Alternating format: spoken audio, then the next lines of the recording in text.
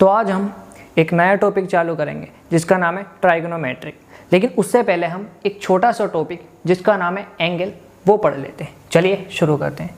देखो, एंगल जिसको हम रिप्रेजेंट करते हैं थीटा से, इसकी दो यूनिट होती हैं, एक रेडियन और एक डिग्री। रेडियन जो होती है वो एसआई यूनिट होती है, ठीक है, और डिग्री नॉर्मल यूनिट होती है। देखो, थीटा को अगर एंटाई क्लॉक वाइज मेज़र करते हैं तो ये पॉजिटिव लेते हैं एंगल को, ठीक है। अगर थीटा को क्लॉक वाइज मेज़र करते हैं तो नेगेटिव लेते हैं। ये याद रखना है, कन्वेंशन है जो आप यूज़ करेंगे। अगर एंटाई क्लॉक वाइज तो पॉजिटिव, क्लॉक वाइज तो नेगेटिव। क्लॉकवाइज वो डायरेक्शन होती है जो घड़ी के साथ चलती है, एंटाई क्लॉकवाइज वो डायरेक्शन होती है जो घड़ी के अपोजिट चलती है, ठीक है। चलिए अब देखो, रेडियन को डिग्री में, डिग्री को रेडियन में कन्वर्ट करने के लिए हमें ये रिलेशन याद करना है, pi radian is equals to 180 degree, ठीक है। चलिए अब देखो, अगर हम एक सर्कल का हिस्सा लें, ठीक है, तो इसको कहते हैं आर्क, इसको कहते हैं रेडियस, इसको भी कहते हैं रेडियस, और इसको कहते हैं एंगल जिसको रिप्रेजेंट करते हैं थीटा से, ठीक है। अब देखो, थीटा, रेडियस और आर्क में रिलेशन है, theta is equals to arc upon radius, ठीक है। अब इसमें आपको एक चीज़ ध्यान रखनी है, वो चीज़ क्या है, theta must be in radian. देखो, एंगल की दो यूनिट होती हैं, एक रेडियन एक डिग्री। इस फॉर्मूले में थीटा को रेडियन में रखेंगे हम हमेशा, ठीक है। अब देखो, अगर मैं एक आपसे क्वेश्चन पूछूं, अगर रेडियस दे दूं 12 सेंटीमीटर और आर्क दे दूं पाई अपॉन 12 सेंटीमीटर और आपसे थीटा पूछूं, मतलब क्वेश्चन इस तरह से है कि फाइंड थीटा इन डिग्री, तो आप सॉल्यूशन में ऐसे लिखोगे, theta is equals to arc कितना है, pi upon 12 centimetre, into radius कितना है, 12 सेंटीमीटर। सेंटीमीटर से सेंटीमीटर कट जाएगा, आंसर आएगा पाई अपॉन 144 रेडियन, ठीक है।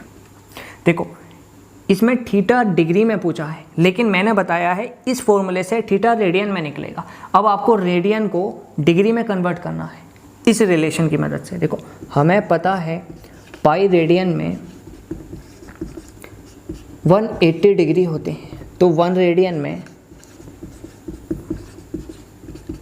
180 अपॉन पाई डिग्री होते हैं, तो पाई अपॉन 144 में इतने डिग्री होते हैं, ठीक है। पाई से पाई ख़त्म, तो आंसर आ जाएगा 180 अपॉन 144 डिग्री, ठीक है। ये आपका आंसर हो जाएगा। अब देखो, एक रिलेशन और याद रखो, वो ये है कि 1 डिग्री में 60 मिनट होते हैं, ये जो साइन है मिनट का है, और 1 मिनट में 60 सेकंड होते हैं, ये जो साइन है वो सेकंड का है। आपको यकीन नहीं होगा, इन दोनों रिलेशन की मतलब इन दोनों रिलेशन के ऊपर नीट 2020 फेज 2 में क्वेश्चन आ चुका है, ठीक है। इसलिए ये ज़रूरी हो गया था कि आपको कराना है इस टॉपिक को भी, ठीक है। चलिए अब हम अपने एक्चुअल टॉपिक जिसका नाम है ट्राइगोनोमेट्री उस पर चलते हैं। देखो, मैं जो पढ़ाऊंगा बस वही पढ़ना है, और वही आपके आगे वाली फिजिक्स में काम आएगी, ट्राइगोनोमेट्री, ठीक है। चलिए लिखते हैं, बेसिक ट्राइगोनोमेट्री।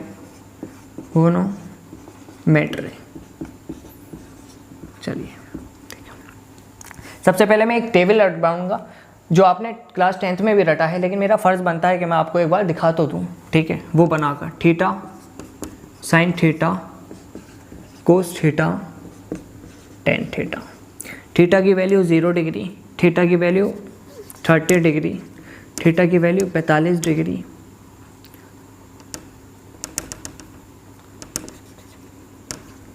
और थीटा की वैल्यू 60 डिग्री, थीटा की वैल्यू 90 डिग्री, ठीक है।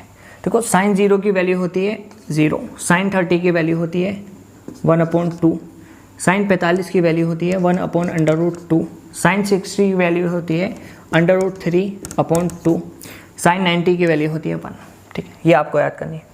कोस 0 की वैल्यू होती है 1, कोस 30 की वैल्यू होती है √3/2, कोस 45 की वैल्यू होती है 1/√2, कोस 60 की वैल्यू होती है 1/2, कोस 90 की वैल्यू होती है 0।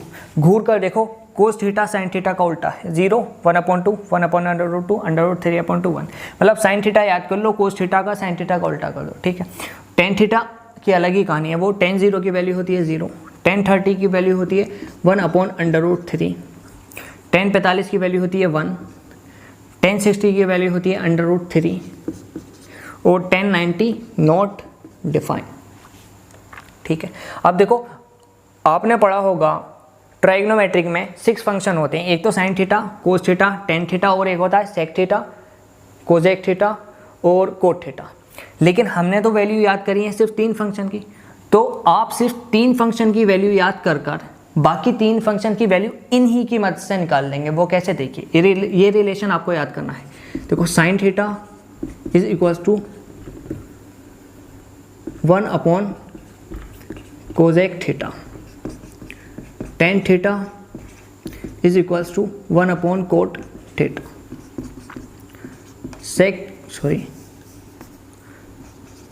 कोस theta is equals to 1 sec theta. देखो आपको साइन थीटा पता चल गया तो आप कोजेक थीटा निकाल लोगे, टेन थीटा पता चल गया तो आप कोट थीटा निकाल लोगे, कोस थीटा पता चल गया तो आप सेक थीटा निकाल लोगे, ठीक है। और ये भी अभी देख लो फॉर्मूले, sine theta perpendicular upon hypotenuse, cos theta base upon hypotenuse, tan theta perpendicular upon base. ये ना भी कराता तो भी चल जाता क्योंकि आपको आता है, लेकिन फिर भी मैंने करा दिया। अब देखो 2 वैल्यूज़ आपको याद करनी है, एक 37 डिग्री की और एक 53 डिग्री की, ठीक है। देखो साइन 37 की वैल्यू होती है 3/5 और साइन 53 की वैल्यू होती है 4/5। देखो कैसे याद करोगे, 37 डिग्री छोटा है तो ये भी वैल्यू छोटी है, 53 डिग्री बड़ा है तो ये भी वैल्यू बड़ा है, और कोस थीटा तो साइन थीटा का उल्टा होता है, तो यहाँ पर आ जाएगा 4/5, यहाँ पर आ जाएगा 3/5, और टेन थीटा में भी यही होगा, 37 डिग्री छोटा है तो यहाँ पर आएगा 3/4, 53 डिग्री बड़ा है तो यहाँ पर आएगा 4/3, ठीक है। ये आपको याद करना है, मैं रफ कर रहा हूँ आप, ठीक है।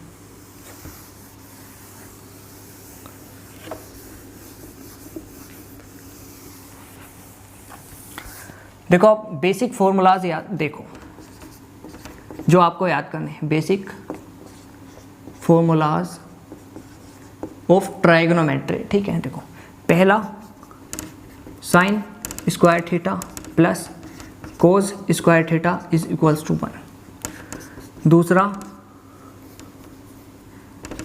सेक square theta is equals to 1 plus tan square theta, ठीक है।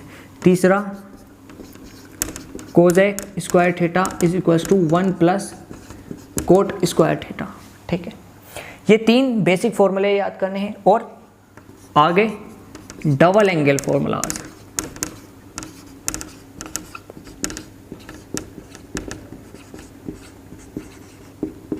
ये आपको याद करना है। ये क्या है, ये देखिए, sine 2 theta is equals to 2 sine theta into cos theta, और cos 2 theta is equals to cos square theta minus sine square theta. देखो समझने का कुछ नहीं है, सिर्फ एक पेपर पे लिखो, सामने चिपकाओ, याद कर लेना, ठीक है। देखो अब कोस टू थीटा का फॉर्मूला कोज square theta minus sine square theta, ये तो है, लेकिन टीचर्स इसको मॉडिफाई कर कर भी लिखवाते हैं। कैसे देखिए, कोज स्क्वायर थीटा को तो वो ऐसे ही लिखते हैं, माइनस साइन स्क्वायर थीटा की जगह ना वो यहाँ से रिप्लेस करते हैं। देखो साइन स्क्वायर थीटा को हम 1 माइनस कोज स्क्वायर थीटा लिख सकते हैं ना आप, तो साइन स्क्वायर थीटा की जगह हम ये लिख सकते हैं बिल्कुल 1 माइनस कोज स्क्वायर थीटा। अब देखो कोज square theta minus 1 minus minus plus कोज स्क्वायर थीटा, ठीक है। तो क्या ये हो गया 2 कोज स्क्वायर थीटा माइनस 1। लेकिन मैं एक बात कहता हूँ कि आप ये याद मत करो, आप सिर्फ ये याद करो और ये याद करो, बाकी जो टीचर की या क्वेश्चन की डिमांड हो आप उसी के हिसाब से इन दोनों की मदद से मॉडिफाई कर लेना। मतलब कम रटो तो नीट में ज़्यादा मार्क्स आएंगे, ये बात गांठ बांध लो, ठीक है। वो देखो एक होता है tan 2 थीटा, तो ये होता है 2 tan theta upon 1 minus tan square theta. इसको भूल भी जाओ तो भी परेशानी नहीं है, बाकी ये 2 और ये 3, मतलब 5 फॉर्मूलेज रटने ही चाहिए आपको, ठीक है। अब देखो बहुत इंपॉर्टेंट फॉर्मूलेज वो हैं सब्सट्रैक्शन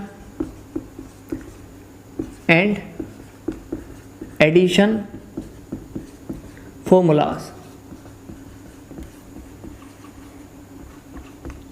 ठीक है। देखो पहला है साइन a प्लस बी। देखो इसको कैसे लिख सकते हैं, sine a into cos B, अगर प्लस है तो प्लस लगाएंगे, और cos a into sine b।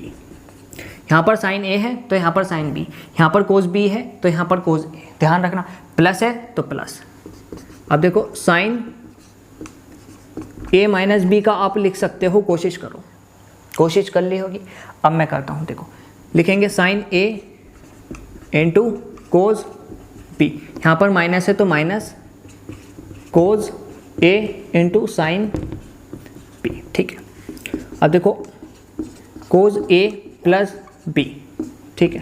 देखो कोज हमेशा उल्टा चलता, ये कहता है देखो हम भैया जी कोज a इंटू कोज b पहले ही लिख लेंगे, अगर यहाँ पर प्लस आएगा तो हम यहाँ पर माइनस कर देंगे और साइन को आगे ढकेल देंगे, देखो, ठीक है। अब कोज a माइनस b का फॉर्मूला आप लिखने की कोशिश कीजिए, आप लिख लोगे, कोशिश कर ली होगी। अब मैं लिखता हूँ, देखो कोज a इंटू कोज b, यहाँ पर माइनस है तो यहाँ पर प्लस, ठीक है, और साइन को आगे ढकेल देंगे, sine a into sine b।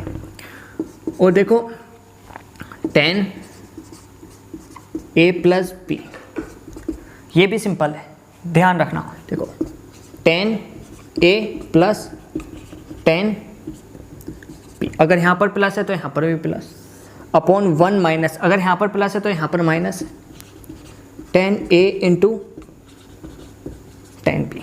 आगे tan a minus b is equals to tan a minus tan b, अगर यहाँ पर माइनस है तो यहाँ पर प्लस, ठीक है, उल्टा है, और tan a into tan b। देखो 1 2 3 4 सॉरी 1 2 3 4 5 6 7 8 9 10 11 12 फॉर्मूलेज हैं, पेपर पर लिख लो, सामने चिपका दो, याद होने चाहिए आपको, आगे की फिजिक्स में यूज़ होंगे। देखो बेसिक फार्मूलाज तो आपको आगे की फिजिक्स में यूज़ कर बताऊंगा, ठीक है, और डबल एंगल फार्मूलाज भी आगे की फिजिक्स में यूज़ कर बताऊंगा जब इसका यूज़ आएगा तो। लेकिन सब्सट्रैक्शन एंड एडिशन फॉर्मूलेज के मैं 2-3 क्वेश्चन करा देता हूँ, वो कैसे देखिए। आपसे कहे फाइंड साइन 15, देखो अगर आपसे पूछता साइन 60 तो आपको वैल्यू पता थी √3/2, साइन 90 आपको वैल्यू पता थी 1, लेकिन साइन 15 की वैल्यू कैसे बताएं, उसी के लिए ये फॉर्मूलेज लिखे गए हैं भैया, ठीक है। अब सॉल्यूशन में मैं बता रहा हूँ कैसे करना है। देखो क्या हम साइन 15 को ऐसे लिख सकते हैं, साइन 45 माइनस 30, 45 में से 30 जाता है तो 15 ही आता है भैया, ठीक है। चलिए क्या ये बन गया साइन a माइनस बी, ठीक है। तो क्या हम इसको ऐसे लिख सकते हैं, sine 45 sine a into cos 30, यहाँ पर माइनस है तो माइनस, अब आ जाएगा कोस 45 इंटू साइन 30। देखिए यहाँ पर साइन 45 है तो यहाँ पर साइन 30, यहाँ पर कोस 30 है तो यहाँ पर कोस 45। साइन 45 की वैल्यू आपको पता है, कोस 30 की वैल्यू आपको पता है, माइनस कोस 45 की वैल्यू आपको पता है 1/√2, 1/√2 इंटू साइन 30 की वैल्यू आपको पता है हाफ, तो ये आंसर आ जाएगा 2/√2√3 -1, ये आंसर आ गया आपका। अगर आपसे कोई पूछे कोस 15 की वैल्यू तो आप इसको भी ऐसे लिखेंगे, कोस 45 - 30 लिख सकते हैं ना भैया। देखो अभी यही बन गया कोस A माइनस B, तो इसको हम ऐसे लिख सकते हैं ना, कोस 45 इंटू कोस 30, यहाँ पर माइनस है तो यहाँ पर प्लस हो जाएगा, और ये साइन 45 इंटू साइन 30। अब आपको पता है कोस 45 की वैल्यू 1/√2 इंटू कोस 30 की वैल्यू √3/2 प्लस साइन 45 की वैल्यू 1/√2 इंटू साइन 30 की वैल्यू 1/2। तो देखो 2/√2 एलसीएम आ जाएगा, √3 + 1 आंसर आ गया भैया, देख लो, ठीक है।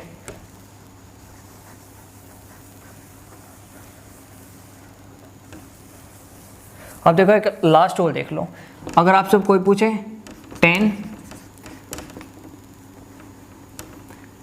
75 की वैल्यू तो आप कैसे करोगे। देखो क्या हम इसको ऐसे लिख सकते हैं tan 30 + 45, बिल्कुल। तो क्या ये बन गया। अब देखो इसको हम ऐसे लिख सकते हैं ना यार, tan 30 + tan 45, tan A + tan B upon 1, अगर यहाँ पर प्लस है तो माइनस tan 30 इंटू tan 45। अब तो कर ही लोगे, मैं आगे नहीं कर बता रहा, ठीक है। आपको इसका भी यूज़ समझ में आया होगा। मैं एकदम क्रिस्प कर चीज़ें दे रहा हूँ, एकदम शॉर्ट में, ठीक है। अब देखो एक बहुत बेहतरीन टॉपिक जिसका सबसे ज़्यादा यूज़ है ट्राइगोनोमेट्री में, वो आ रहा है। उसमें मैं लगभग 10 या 11 मिनट लूँगा, आप ध्यान से देखना, आपके दिमाग में बैठ जाएगा। वो है क्वाड्रेंट।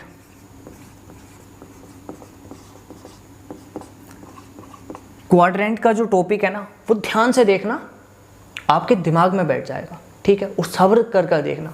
चलिए चालू करते हैं। देखो इसमें पहले तो आप 2 से 3 चीज़ें याद रखो। वो क्या, देखो ये होता है फर्स्ट क्वाड्रेंट, ये होता है सेकंड क्वाड्रेंट, ये होता है थर्ड क्वाड्रेंट, ये होता है फोर्थ क्वाड्रेंट, ठीक है। और यहाँ से हम चालू करते हैं, ये 0 डिग्री, ये 90 डिग्री, ये 270 डिग्री, ये 180 डिग्री, ये 270 डिग्री, ये 360 डिग्री, ठीक है। हमने पूरा गोला घुमा दिया, ठीक है। और एक ट्रिक याद रखना, ऐड शुगर टू कॉफ़ी। इसका मतलब क्या है, यहाँ पर ऑल पॉजिटिव, मतलब ऑल पॉजिटिव मतलब sine theta, cos theta, tan theta, cot theta, cosec theta, sec theta, सब पॉजिटिव। और यहाँ पर सिर्फ और सिर्फ साइन थीटा और साइन का इन्वर्स कोजेक थीटा, वो पॉजिटिव। और थर्ड क्वाड्रेंट में 2 है ना, मतलब टी, टेन थीटा और टेन थीटा का inverse cot theta positive. Fourth quadrant में सी है ना, मतलब कोस थीटा और कोस थीटा का इन्वर्स सेक थीटा पॉजिटिव। ध्यान से, add sugar to coffee, add all positive, S sine theta और साइन थीटा का inverse cosec positive, 2 tan theta और टेन थीटा का inverse cot theta positive, cos theta और cos theta का inverse sec positive, ठीक है। गर्मी हो रही है ना, इसलिए दिमाग काम कर रहा है थोड़ा, ठीक है। चलिए आगे बढ़ते हैं। बस ये ध्यान रखो, इसका यूज़ मैं यहाँ पर कराऊंगा, ठीक है। और दूसरी चीज़ वो ये, अगर फंक्शन 90 ± थीटा होगा या फिर 270 ± थीटा होगा, तो कोस थीटा बन जाएगा साइन थीटा और साइन थीटा बन जाएगा कोस थीटा और कोट थीटा बन जाएगा टेन थीटा, टेन थीटा बन जाएगा कोट थीटा। लेकिन अगर फंक्शन 180 ± थीटा या फिर 360 ± थीटा होगा, तो फंक्शन रिमेन्स सेम। इसका मतलब है साइन थीटा रहेगा, कोस थीटा रहेगा, टेन थीटा रहेगा, कोट थीटा रहेगा। ठीक है, अब इसका यूज़ आप यहाँ पर देखिए। चलिए देखो, पहला, अगर साइन 90 माइनस थीटा लें और कोस 90 माइनस थीटा लें, टेन 90 माइनस थीटा लें, कोट 90 माइनस थीटा लें, तो क्या होगा देखो, ध्यान से देखो। पहले देखेंगे हम कौन से क्वाड्रेंट में है। देखो कौन से क्वाड्रेंट में, हम 90 डिग्री चले, माइनस थीटा हो गए, मतलब हम फर्स्ट क्वाड्रेंट में, मतलब फर्स्ट क्वाड्रेंट में सब पॉजिटिव, चाहे साइन थीटा हो, कोस थीटा हो, टेन थीटा हो, कोट थीटा हो, सब पॉजिटिव। ठीक है, अब देखो 90 प्लस माइनस थीटा है ना, और मैंने कहा था अगर 90 प्लस माइनस थीटा है या 270 प्लस माइनस थीटा है तो कोस थीटा साइन थीटा बन जाएगा, साइन थीटा कोस थीटा बन जाएगा, कोट थीटा टेन थीटा बन जाएगा, टेन थीटा कोट थीटा बन जाएगा। ध्यान दो भैया। ठीक है, अब देखो, तो साइन थीटा बन जाएगा कोस थीटा बन जाएगा साइन थीटा, टेन थीटा बन जाएगा कोट थीटा बन जाएगा टेन थीटा। अब आगे चलते हैं, अगर साइन 90 प्लस थीटा हो, कोस 90 प्लस थीटा हो, टेन 90 प्लस थीटा हो, या फिर कोट 90 प्लस थीटा हो, तो सबसे पहले हम देखेंगे कि हम कौन से क्वाड्रेंट में हैं। देखो 90 चले प्लस थीटा आ गए, मतलब हम सेकंड क्वाड्रेंट में हैं। और सेकंड क्वाड्रेंट में साइन थीटा और साइन थीटा का इन्वर्स कोसेक थीटा पॉजिटिव है, बाकी सब निगेटिव है। देखिए क्या ये साइन थीटा है और हम सेकंड क्वाड्रेंट में है, और सेकंड क्वाड्रेंट में साइन थीटा और कोसेक थीटा पॉजिटिव है, तो यहाँ पर पॉजिटिव आ जाएगा। ये कोस थीटा है, ये निगेटिव, ये निगेटिव, ये निगेटिव। निगेटिव इसलिए आए क्योंकि हम सेकंड क्वाड्रेंट में है, और सेकंड क्वाड्रेंट में सिर्फ साइन थीटा, ये साइन थीटा का इन्वर्स कोसेक थीटा पॉजिटिव होते हैं। ठीक है, बाकी ये तो कोस थीटा है तो ये भी निगेटिव आएगा, ये भी निगेटिव आएगा, ये भी निगेटिव। अब 90 प्लस माइनस थीटा है ना, मैंने कहा था 90 plus minus theta, 270 plus minus theta में फंक्शन चेंज हो जाते हैं। साइन का बन जाता है कोस थीटा, कोस का बन जाता है साइन थीटा, टेन का बन जाता है कोट थीटा, कोट का बन जाता है टेन थीटा।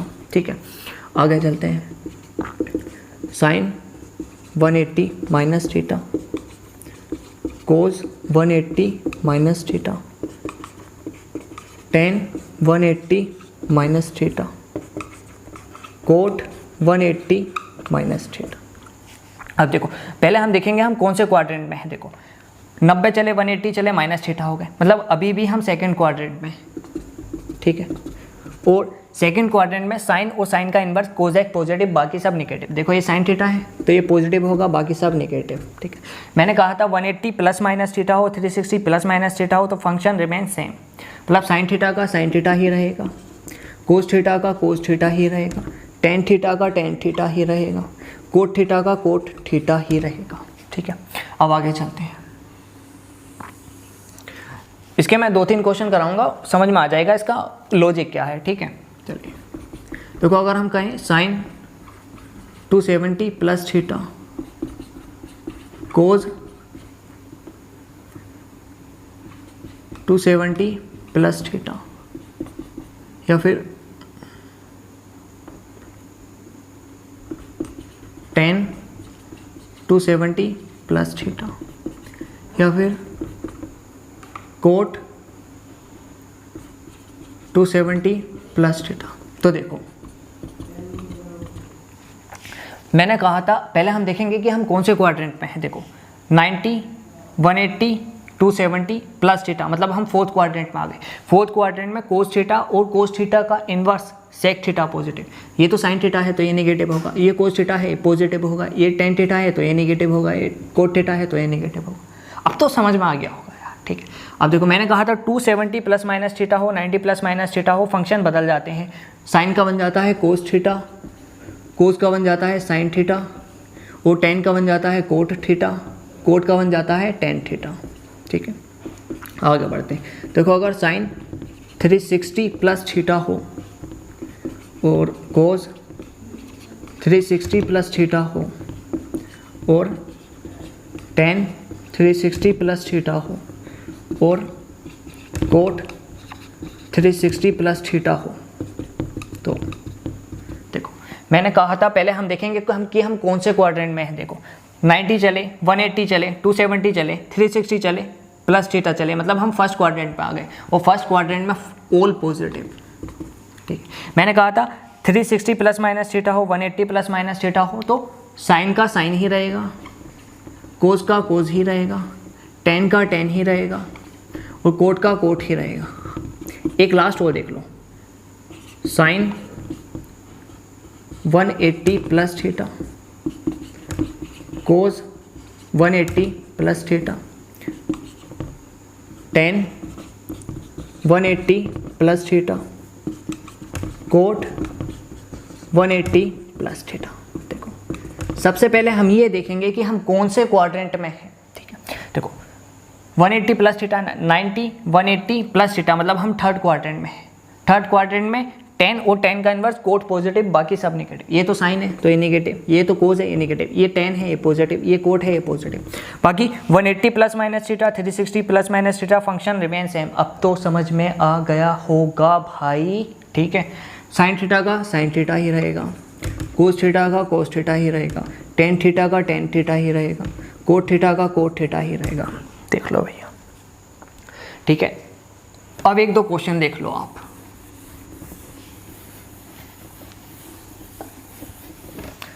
देखो क्वेश्चन बताओ, अगर आपसे पूछ ले साइन 120 डिग्री की वैल्यू तो आप इसका सॉल्यूशन में पता है कैसे लिखोगे। देखो इसको आप ऐसे लिख सकते हो ना, साइन 90 प्लस 30, हाँ या ना बिल्कुल। तो सबसे पहले हम देखेंगे कि हम कौन से क्वाड्रेंट में है। देखो साइन 90 प्लस 30 मतलब हम सेकंड क्वाड्रेंट में है। सेकंड क्वाड्रेंट में है तो साइन और साइन का इनवर्स कोसेक पॉजिटिव। तो देखो क्या ये साइन है, बिल्कुल, तो यहाँ तो पॉजिटिव आ जाएगा। बाकी मैंने कहा था 90 plus minus theta, 260 plus minus theta, तो कोस का बन जाएगा साइन, साइन का बन जाएगा कोस। तो ये साइन है तो इसका बन जाएगा कोस और बाकी थीटा ये है तो 30। अब हमें तो पता है ना कोस 30 की वैल्यू कितनी है, कितनी है √3/2 प्लस, ये आंसर आ जाएगा क्वेश्चन। साइन सॉरी, अब हम लेंगे कोस 210 की वैल्यू। देखो सॉल्यूशन, इसको हम ऐसे कर सकते हैं ना, कोस 180 प्लस 30, 180 में 30 ऐड करोगे तो 210 ही होता है। ठीक है, अब देखो पहले देखेंगे कि हम कौन से क्वाड्रेंट में हैं। 90, 180 प्लस 30 मतलब हम थर्ड क्वाड्रेंट में। थर्ड क्वाड्रेंट में 10 और 10 का इन्वर्स कोट पॉजिटिव, बाकी सब निगेटिव। ये तो कोस है भैया तो ये तो निगेटिव होगा। अब मैंने कहा था 180 प्लस माइनस थीटा और 360 प्लस माइनस थीटा में फंक्शन रिमेन सेम, कोस का कोस ही रहेगा। निगेटिव कोस 30 की वैल्यू होगी √3/2, ये answer.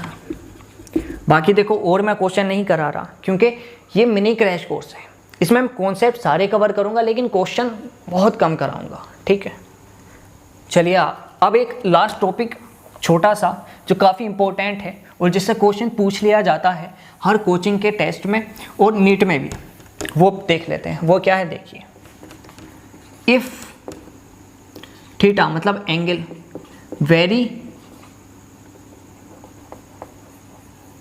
If theta is very very small, या फिर ये कहें थीटा टेंस टू 0 डिग्री, इसका मतलब होता है थीटा जो है वो बहुत छोटा है। ठीक है, तो साइन थीटा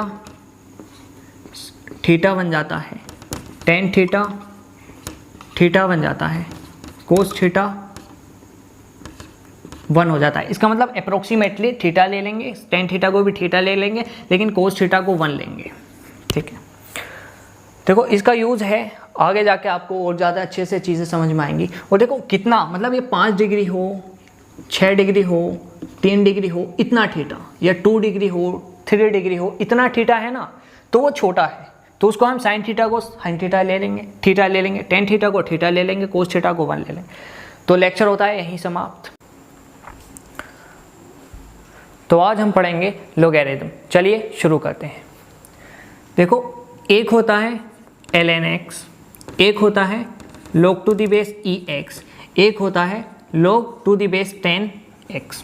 ठीक है, इन तीनों में रिलेशन होता है ln x is equals to log to the base ex is equals to 2.303 log to the base 10x, ठीक है। और एक रिलेशन आपको ये याद करना है, log a into B is equals to log a plus log b। और एक चीज़ ध्यान रखनी है, अगर यहाँ पर log to the base e है तो यहाँ पर भी log to the base e होगा और यहाँ पर भी log to the base e होगा। अगर यहाँ पर log टू द बेस 10 है तो यहाँ पर भी log टू द बेस 10 होगा और यहाँ पर भी log टू द बेस 10 होगा, ठीक है। और एक रिलेशन आपको ये याद करना है कि log a upon b is equals to log a minus log b। और एक रिलेशन आपको ये याद करना है कि log a की पावर b, तो इसको हम पता है कैसे लिखेंगे, b को आगे लाएंगे, log a को एज इट इज लिख देंगे, ठीक है। देखो ये 4 फॉर्मूलेज आपको याद करने हैं, आपकी log पर अच्छी पकड़ बन जाएगी। और मैं कुछ वैल्यूज़ आपको रटवाऊंगा, वो आपको याद कर लेना, आप जेईई में और नेट में सारे क्वेश्चन कर दोगे log की, जितने भी log के बेसिस पर होंगे, ठीक है।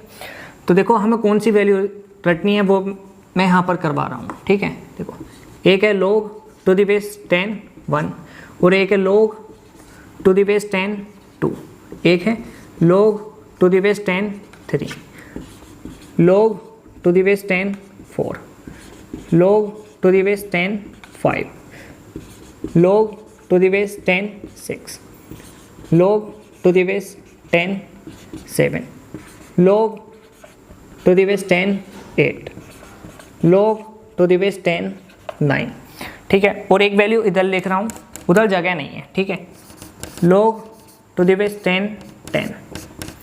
इनकी वैल्यूज़ आपको रटनी है। देखो log टू द बेस 10 1 की वैल्यू होती है 0, ये आपको याद करनी है।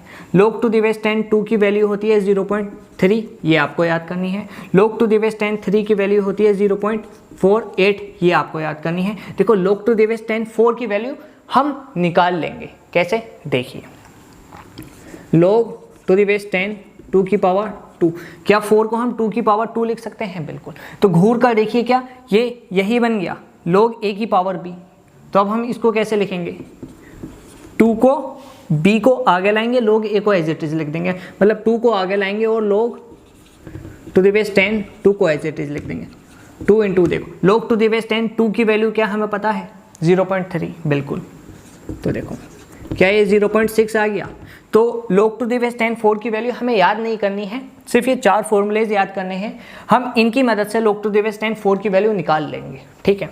log टू द बेस 10 5 की वैल्यू होती है 0.7, ये भी आपको याद करनी है, ठीक है। log टू द बेस 10 6 की वैल्यू हम निकाल लेंगे, कैसे देखिए, log to the base 10 2 into 3, देखो इसको हम ऐसे भी लिख सकते हैं। अब घूर कर देखिए, क्या ये और ये सेम है, log a into B, log a into B, तो log a plus log b, ठीक है। तो क्या हम इसको ऐसे लिख सकते हैं, log to the base 10 2 plus log to the base 10 3।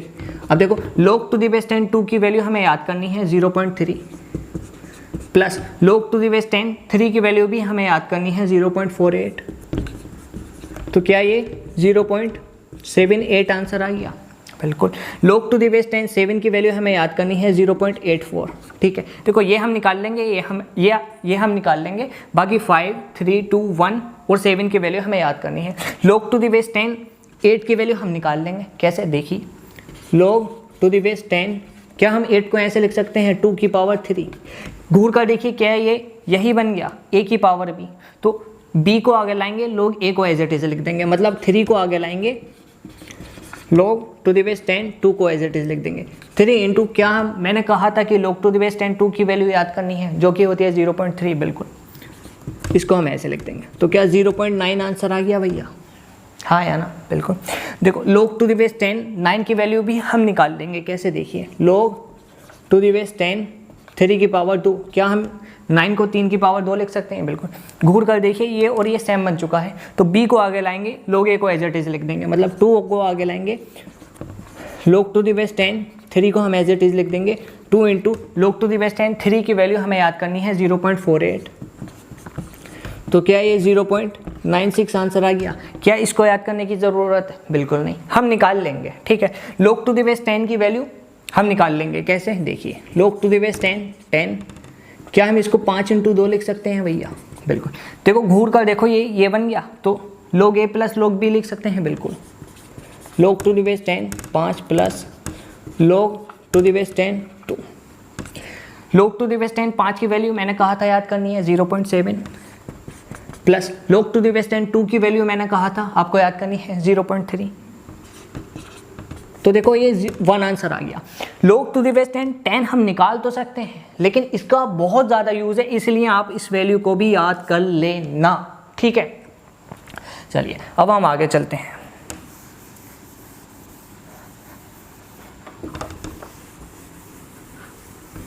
अब देखो मैं कुछ log की वैल्यूज दूंगा,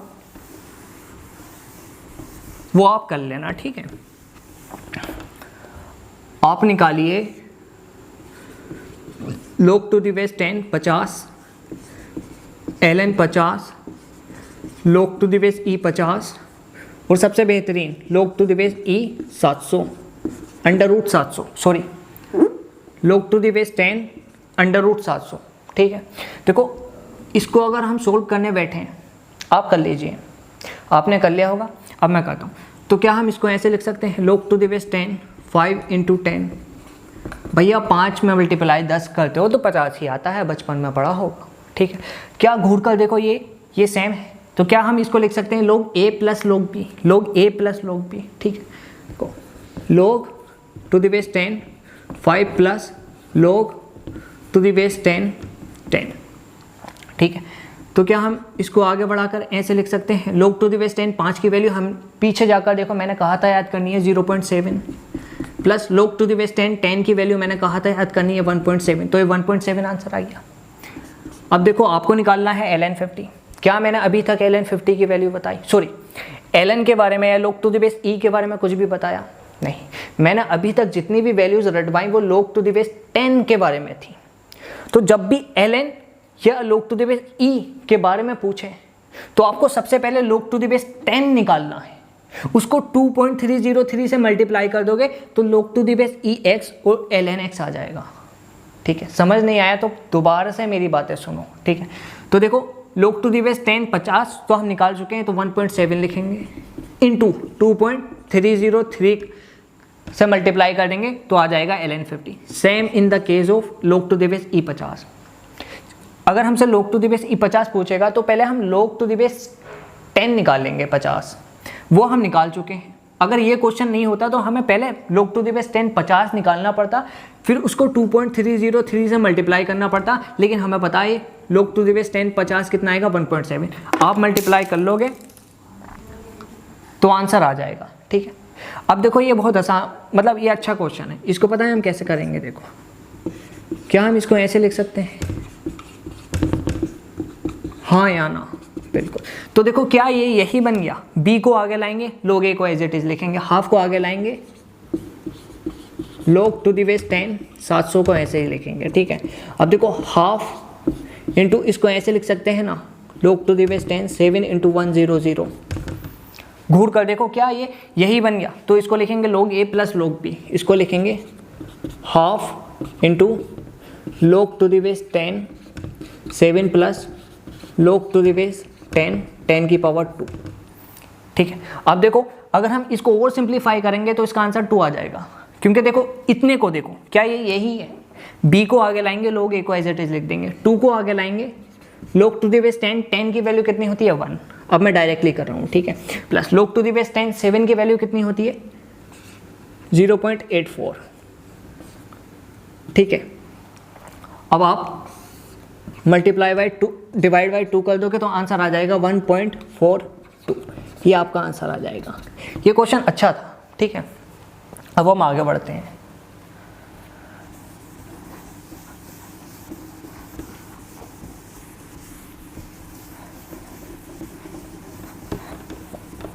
देखो आगे बढ़ने से पहले मैं एक चीज़ और बता देता हूँ, एक रिलेशन और याद करो, log to the base e is equals to ln e is equals to log to the base 10 is equals to 1।